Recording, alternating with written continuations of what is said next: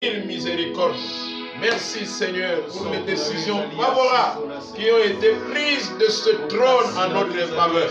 C'est à cause de ces décisions que nous sommes aujourd'hui enfants de Dieu, que nous sommes des régénérés, que nous sommes de nouvelles créatures, que nous avons l'espérance, que nous avons la vie, et une vie qui ne s'arrêtera jamais. Merci Seigneur pour ce trône qui a pris la décision de nous envoyer Jésus pour venir avec la grâce. Le trône de la grâce nous a envoyé la grâce par le Fils de Dieu, le Fils de la grâce. Merci Seigneur parce que nous sommes dans cette grâce, ayant accepté la parole de grâce dans nos cœurs. Merci Seigneur. Merci pour ce moment d'adoration et de louange. Nous voulons maintenant écouter ta parole. Bénis-nous au nom de Jésus-Christ. Amen. Amen. Est-ce qu'on peut acclamer le Seigneur? Shalom, shalom, bien-aimés. Que le Seigneur vous bénisse abondamment pour ces beaux moments. Que le nom du Seigneur soit béni abondamment pour ce beau moment que nous venons de passer dans l'adoration et dans la louange. Et merci pour son esprit qui est là, pour nous communiquer encore sa pensée ce dimanche. Le dimanche passé, nous entamions un sujet que nous avions intitulé « Il envoya sa parole et les guérit ». Et notre texte de base, c'était Hébreu, c'était Psaume 107, le verset 20, et Hébreu 1, le verset 3. La Bible dit dans Psaume 107, le verset 20, « Il envoya sa parole et les guérit.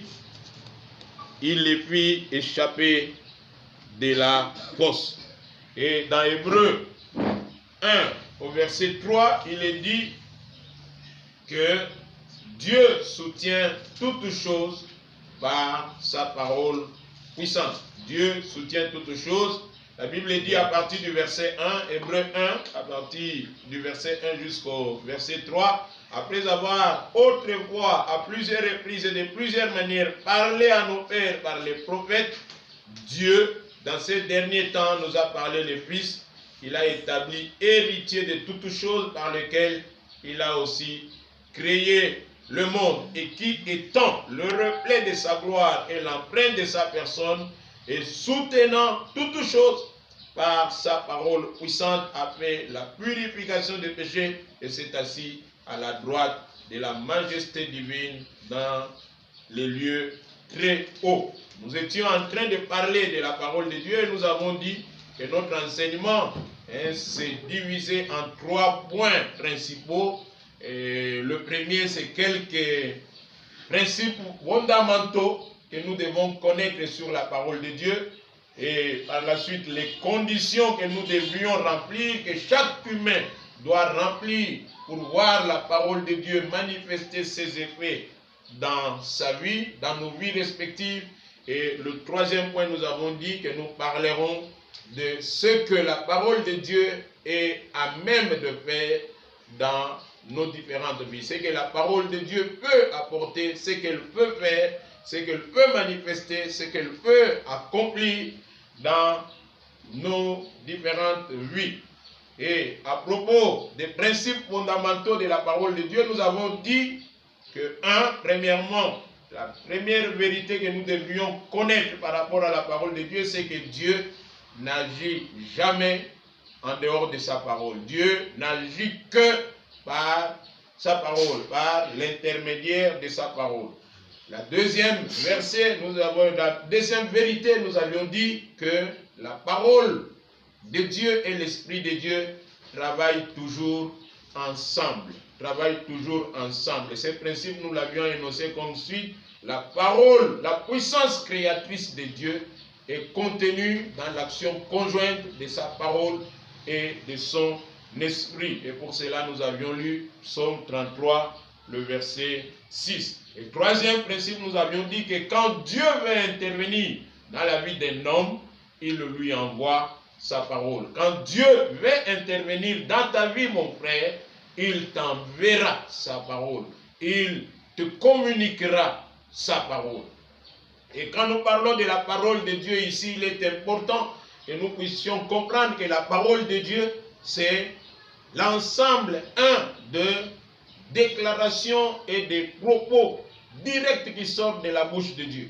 Par exemple, sur la montagne de Sinaï, Dieu a communiqué sa parole directement à Moïse et au peuple d'Israël. Quand Dieu a créé, il a parlé directement. Donc la parole de Dieu doit être comprise comme étant toutes les déclarations qui sortent directement de la bouche de Dieu. La parole de Dieu, deuxièmement, c'est tous ces messages que Dieu nous a communiqués par l'intermédiaire de ces prophètes, des prophètes que nous avons connus. La parole de Dieu, c'est l'ensemble des déclarations et des enseignements qui nous ont été communiqués par Jésus-Christ lui-même, la parole de Dieu. La parole de Dieu, quatrièmement, bien aimé, c'est tous les enseignements des apôtres et des prophètes. Ces enseignements sur lesquels l'Église du Seigneur est bâtie, comme nous l'avions lu ici, je crois dans Éphésiens 3:20, que nous sommes bâtis sur les fondements des apôtres et des prophètes, et Jésus-Christ étant lui-même la pierre angulaire. La parole de Dieu, cinquièmement, c'est tout ce que nous recevons dans les différentes prédications et enseignements que nous recevons dans nos différentes réunions, dans nos différentes églises. Toutes ces proclamations de vérité de l'évangile sont la parole de Dieu. Et en sixième position, nous pouvons accepter, nous acceptons comme parole de Dieu tout ce que Dieu nous communique par révélation, par prophétie, par songe. Il te communique un message particulier par rapport à toi. Ça aussi, ça peut être compris comme étant, ça doit être accepté comme étant la parole de Dieu. Mais à condition que nous ayons la certitude que cette parole vient effectivement de Dieu. Parce que dans le domaine de la prophétie, nous savons que la Bible nous exhorte à ne pas ajouter poids à tout esprit, mais à les éprouver. Pourquoi? Parce qu'il y a des gens qui parlent du fond de leur propre cœur et par audace. Il y a d'autres qui parlent poussés par des esprits impurs. Mais il y a d'autres qui parlent vraiment poussés par l'Esprit de Dieu. Et toute révélation, toute communication qui vient vraiment de l'Esprit de Dieu doit être comprise, doit être acceptée comme étant la parole de Dieu. Et quand